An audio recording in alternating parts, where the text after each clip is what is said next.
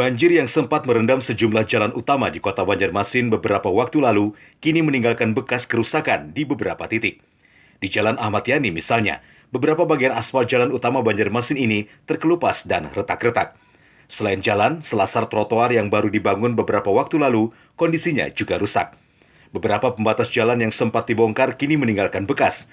Sejumlah lubang menganga terlihat dari kilometer 3 hingga kilometer 6 Banjarmasin.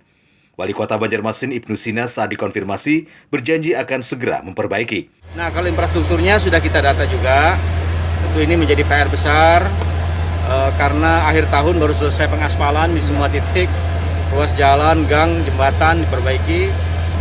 Bisa diperbaiki dengan tanggap darurat dan juga belanja tidak terduga, tetapi memang terbatas ya karena tidak semua bisa di-cover oleh anggaran kita, makanya datanya kita ajukan juga ke provinsi dan pusat untuk mendapatkan perbaikan.